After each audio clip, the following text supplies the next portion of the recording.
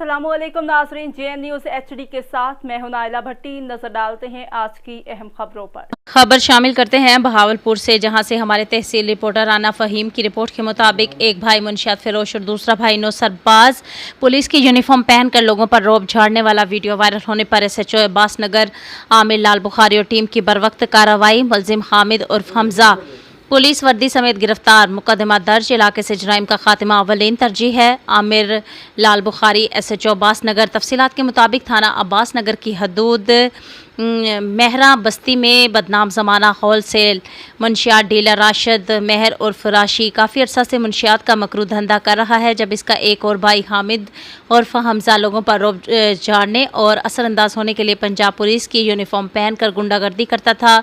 Police uniform में video viral होने पर थाना अब्बास नगर के SHO आमिर लाल बुखारी और इनकी टीम ने बरवक्त कार्रवाई करते हुए मुलजिम हामिद उर्फ हमजा को पुलिस वर्दी समेत गिरफ्तार करके मुकदमा दर्ज कर लिया।